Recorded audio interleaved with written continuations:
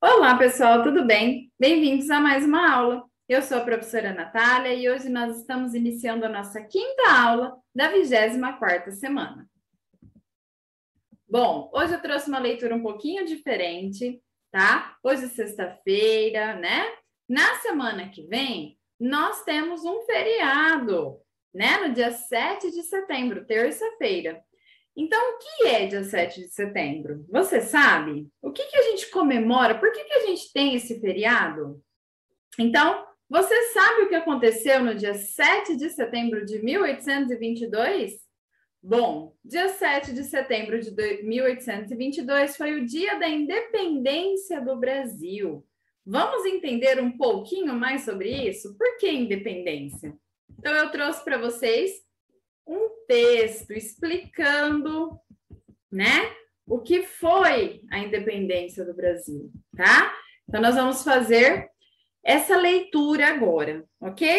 Então, só para dar um contexto aqui, né, para vocês, quando o nosso país foi descoberto, quando o Brasil foi descoberto, os portugueses, né, que foram os que descobriram o Brasil, eles vieram para cá, né, mandaram pessoas para povoar, né, o nosso país. Então, aqui tinham os índios, quando eles chegaram, os índios já viviam aqui, e eles vieram para cá, trouxeram pessoas lá de Portugal para viver aqui, ok?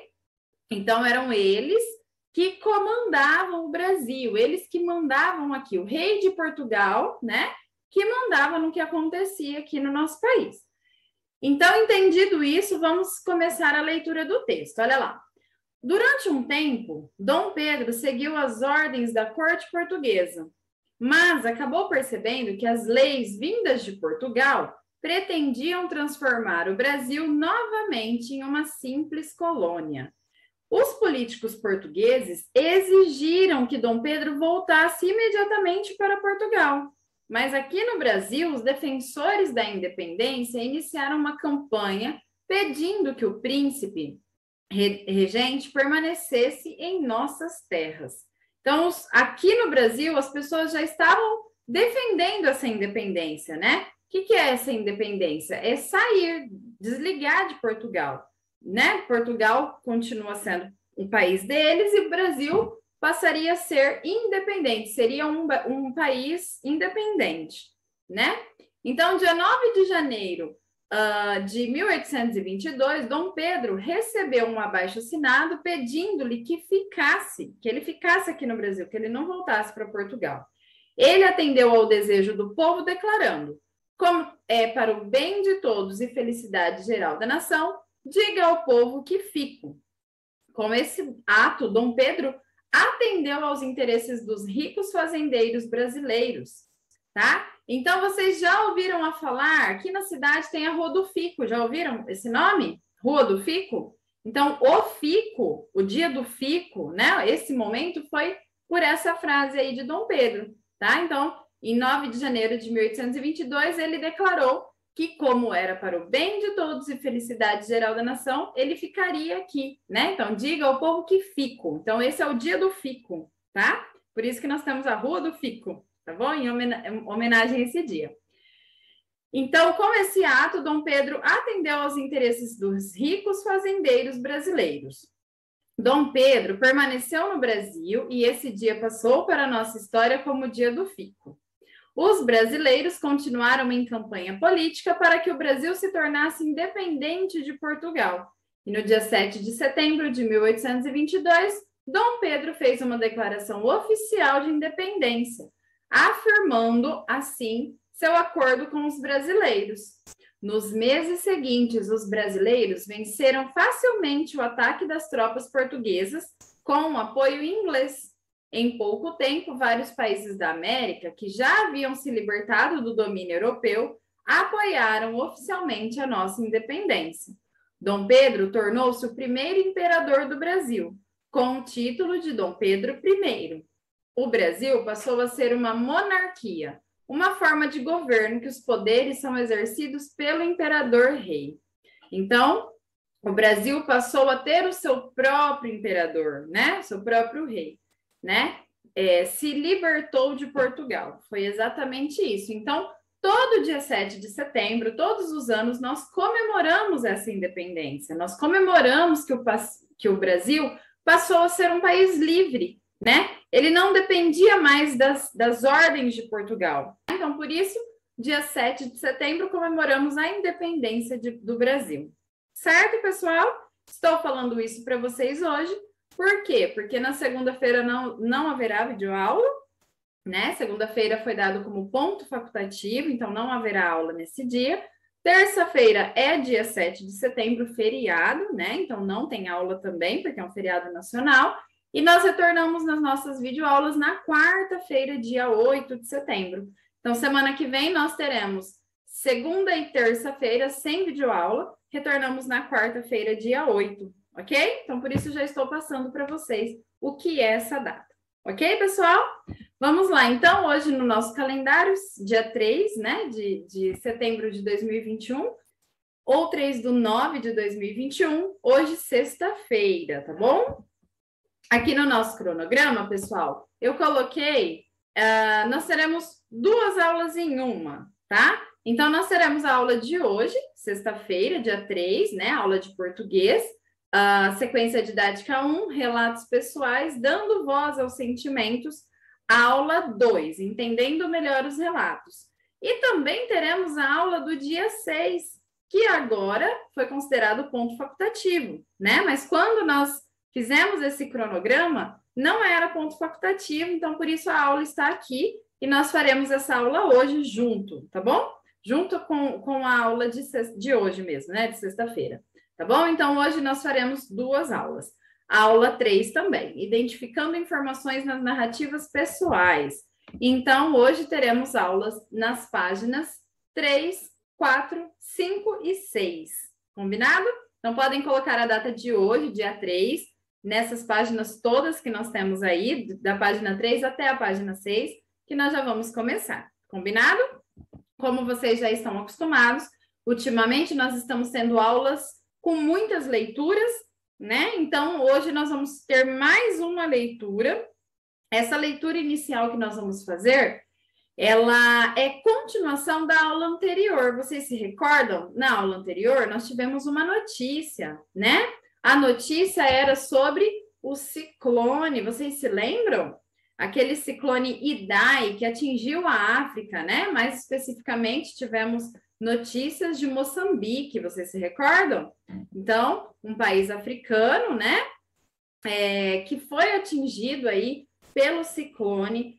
Na aula anterior, nós lemos a reportagem, a notícia, e lemos 2 relatos, né? E nós conversamos muito sobre eles. Nós conversamos sobre a notícia, né? Que foi contada pelo jornalista, pelo repórter que foi pesquisar das informações, e nós tivemos também o relato das pessoas, né, que estavam próximas ao local, que viram mais de perto sobre, né, deram as suas opiniões. E na leitura, vocês se lembram quando a gente leu a reportagem? Na reportagem estava dizendo que tinha 5 relatos, né? E nós lemos 2 na aula passada. Então, hoje, nós vamos ler mais 2 relatos, né, correspondentes, dos correspondentes internacionais de Moçambique, e identificar as características desse tipo de relato. Então, essa aula nós vamos ler mais um pouquinho, conversar mais um pouquinho sobre esse tipo de texto, tá bom? Então, leia os relatos de Muagera e João sobre o dia em que o ciclone Idai atingiu a África. Então, nós vamos ler aqui o primeiro relato, que é o relato de Muagera, tá bom? Estava em Nacala Porto, assistindo ao telejornal, quando soube do ciclone. Também vi comentários no Facebook e no WhatsApp.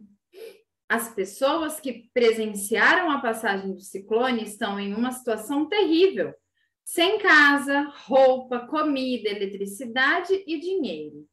Houve destruição de estradas, escolas, hospitais. Ajudamos doando alimento, água, roupa, etc. Espero que Beira se desenvolva mais. Quem fez esse relato, então, foi Moagera A, de 17 anos, aluna da escola secundária de Nacala Porto, no estado de Nampula, em Moçambique. A escola é a mesma, né, das outras duas pessoas que fizeram os relatos anteriores que nós lemos, né? Então, vocês perceberam aqui que esse é o relato pessoal de Moagera. Perceberam isso? Como que a gente sabe que é um relato pessoal? Ela está contando algo que ela viveu. Então, aqui, por exemplo, olha, eu vou marcar para vocês o que dá para a gente observar. Olha, estava. Quem estava? É como se ela estivesse dizendo, eu estava em Nacala Porto assistindo ao telejornal. Quando eu soube do ciclone, né? Também vi. Quem viu? Eu vi. Ela está falando, os relatos dela são em primeira pessoa. Eu, né?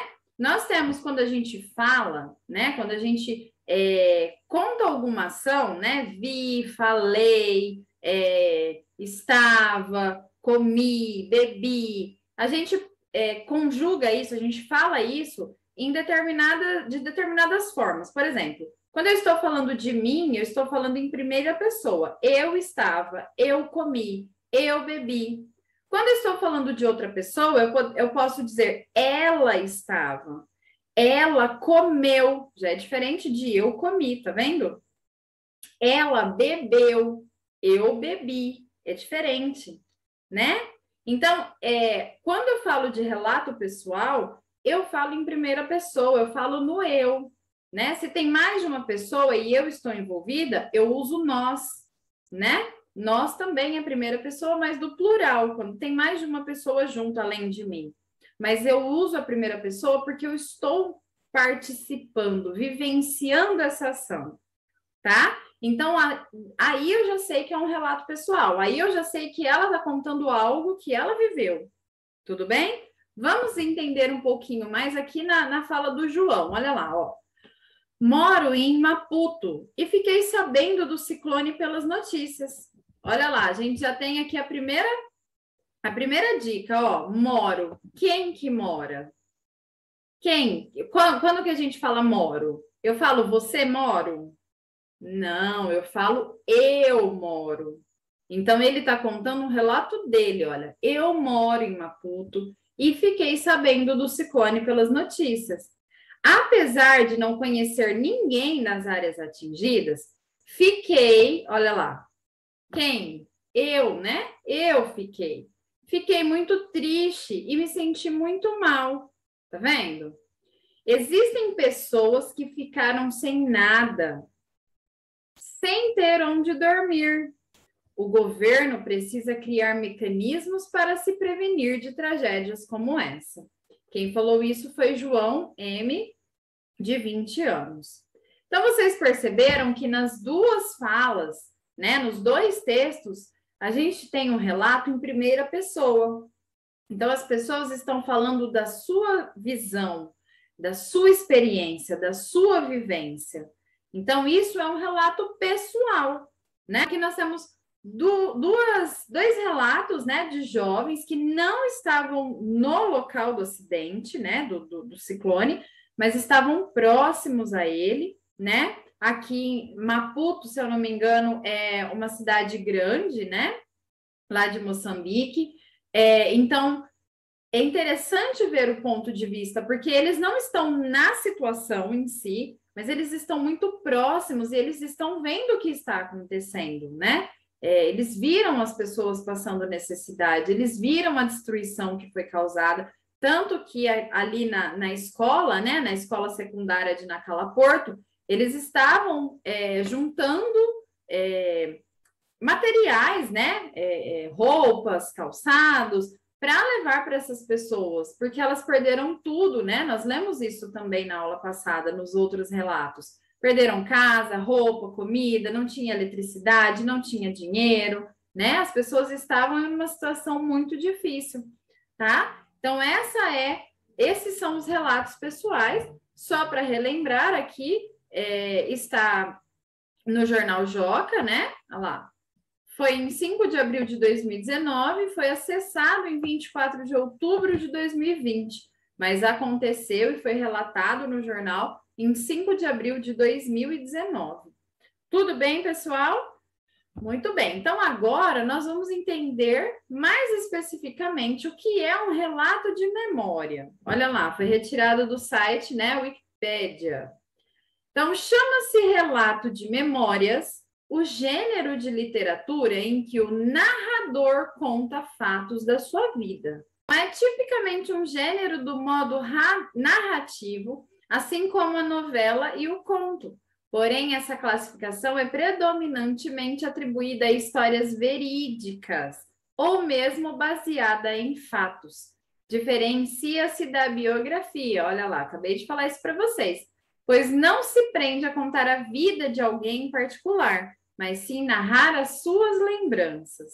Então, aqui nós temos alguns pontos chaves para nós relembrarmos. Olha, então, chama-se relato de memória um gênero em que o narrador conta fatos da sua vida, predominantemente atribuída a histórias verídicas, ou seja, histórias verdadeiras, baseadas em fatos que aconteceram com a pessoa que está contando, tá? Então, isso é um relato de memória, você vai relembrar, né? Você vai ter na sua memória aquilo que aconteceu. Por exemplo, nós temos aí essas pessoas que fizeram os relatos, né, de memória, né, os relatos pessoais delas, do que aconteceu com elas, e elas, olha, pode passar anos, elas vão se recordar do acontecimento. Daqui 10 anos, se alguém falar sobre o ciclone Idai, essa pessoa vai falar, gente, eu vi, eu estava lá, a minha cidade era muito próxima,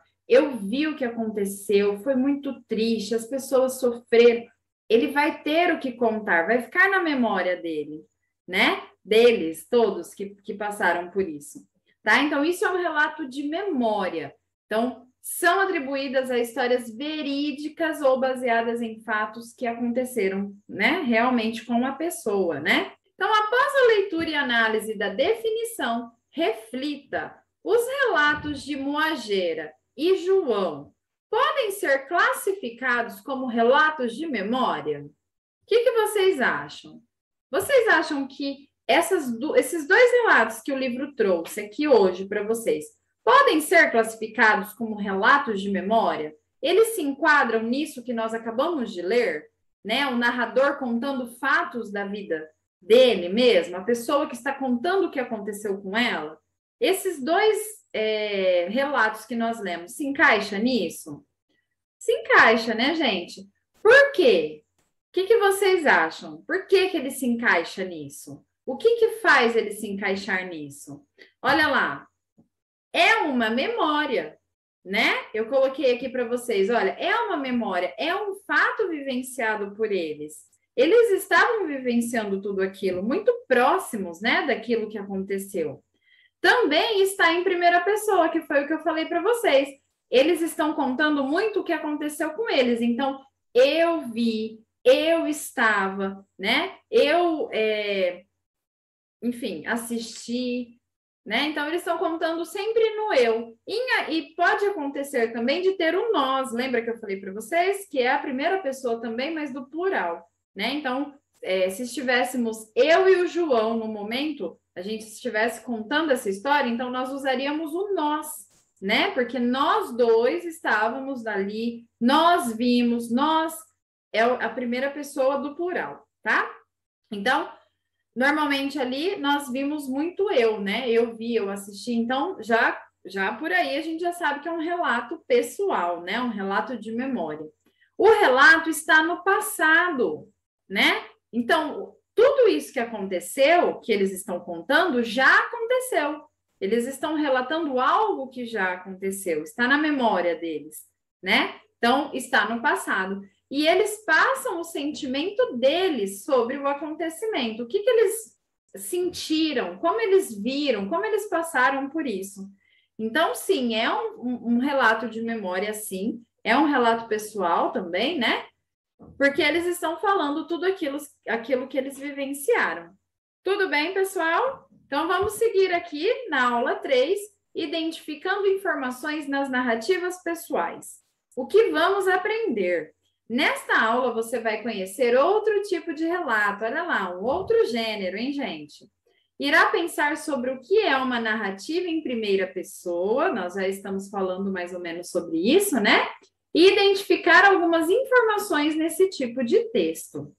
Então, com seu grupo, leia a carta que uma hóspede deixou ao hotel em que ela ficou durante o fim de semana, tá? Então, a gente vai ler aqui a carta que a hóspede deixou. Aqui no próximo slide eu coloquei ela maior para a gente ler melhor, tá bom?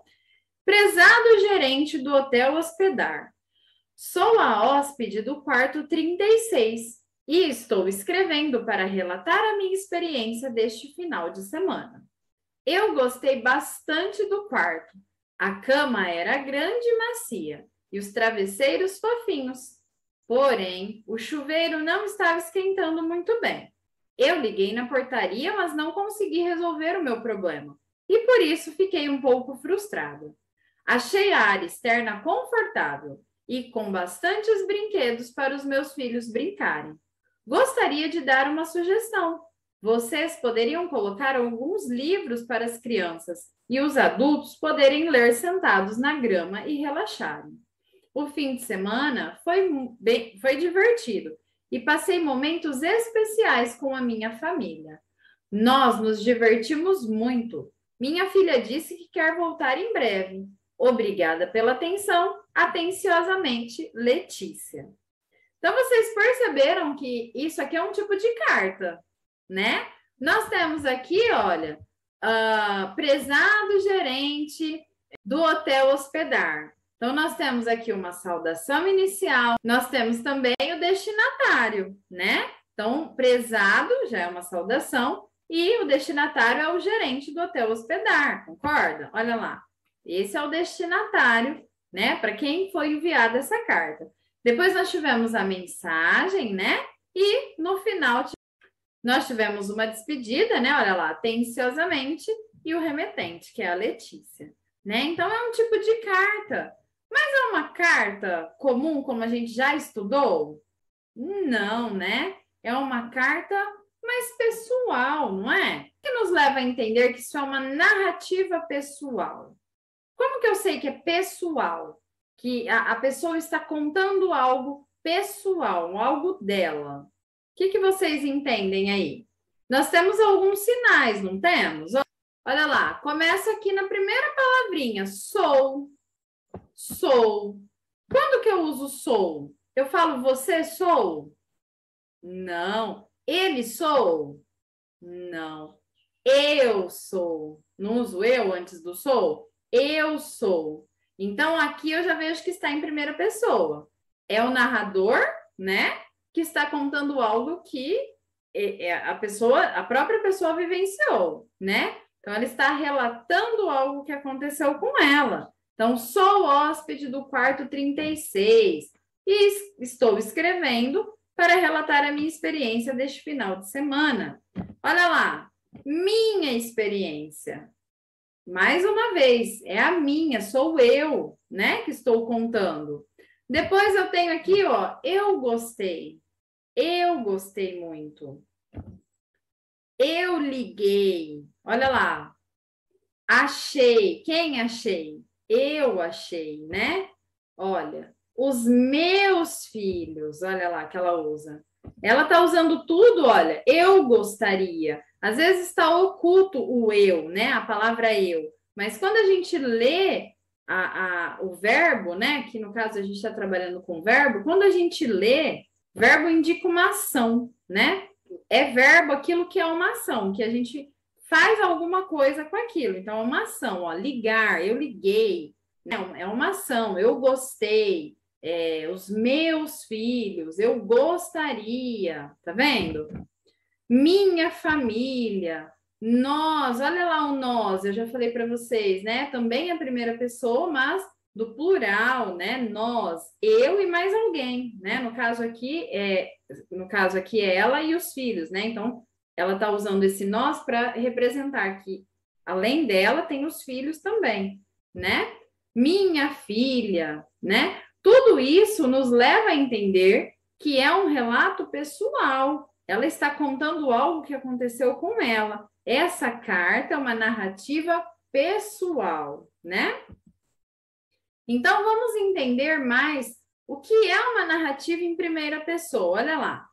A narrativa em primeira pessoa é o modo como a história é narrada por um personagem. Olha lá, de cada vez, falando sobre si mesmo. Então, é o que aconteceu com ela. Ela está narrando algo que aconteceu com ela, né? A narrativa em primeira pessoa pode ser no plural, pode ser no singular ou múltipla, bem como pode ser de autoridade, de confiança, ou ainda ser uma enganosa voz representando o ponto de vista da escrita. Então, nós percebemos lá que em alguns momentos ela usou apenas o eu, em alguns momentos ela usou o nós, né? Em alguns momentos ela usou minha família, meus filhos, não foi assim? Mas tudo isso ela está narrando algo que aconteceu com ela, né? Os narradores explicitamente referem-se a si mesmos, usando palavras e frases que envolvem o eu, referindo-se à primeira pessoa do singular, e ou nós, que é a primeira pessoa do plural. Isso permite que o leitor ou o público veja o ponto de vista, incluindo opiniões, pensamentos e sentimentos, apenas do narrador e não de outros personagens. Então, ela está falando algo que aconteceu com ela, o ponto de vista dela. Ela está narrando o acontecimento da vida dela. Ela não está falando por outras pessoas. Ela não está contando que a vizinha dela visitou o hotel hospedar e gostou demais. Não, ela está contando a visão dela. Eu fui, eu gostei, eu achei agradável, eu levei os meus filhos, certo? Deu para entender? Em algumas histórias, na primeira pessoa, os narradores podem se referir a informações que ouvem de outros personagens, a fim de tentar entregar um maior ponto de vista. Outras histórias podem mudar de um narrador para outro, permitindo que o leitor ou o público experimentem os pensamentos e sentimentos de mais de um personagem. Tudo bem, pessoal? Então, aqui nós temos a explicação do que é uma narrativa em primeira pessoa. Então, quais palavras e expressões da carta confirmam que esse texto é um relato pessoal? Nós grifamos já, né? Nós já circulamos as palavras. Olha lá. Nós já circulamos as palavras que fazem parte, né? Olha, sou, minha experiência, eu gostei, eu liguei, eu achei, os meus filhos, gostaria, minha família, nós, minha filha, né? Essas palavras, elas já nos dizem, né? Elas já expressam, né? Já confirmam que esse é um relato pessoal. Né? Então, a gente vai colocar essas palavras aqui nas tabelinhas, né? Olha, sou, minha, eu gostei, eu liguei, achei, meus filhos, gostaria, minha família, nós, minha filha. Essas palavras que nós circulamos, né, lá no texto, elas que confirmam, essas expressões que confirmam que esse é um relato pessoal. Certo, pessoal? Muito bem. Então, essas foram as nossas atividades de hoje. Eu espero que vocês tenham gostado. E eu espero que vocês tenham um ótimo final de semana. A gente vai ter um final de semana prolongado, né? Teremos 4 dias de descanso, né? Sábado, domingo, segunda e terça. Então, eu espero que vocês descansem bastante, brinquem bastante, sempre com muita atenção e cuidado, porque a pandemia não acabou. Então, evitem aglomeração, evitem ficar muito tempo em locais com muitas pessoas, que passam muitas pessoas, se cuidem, tá bom? E eu espero vocês aqui quarta-feira, prontos para mais uma semana de atividades. Combinado? Um beijo e até lá. Tchau, tchau.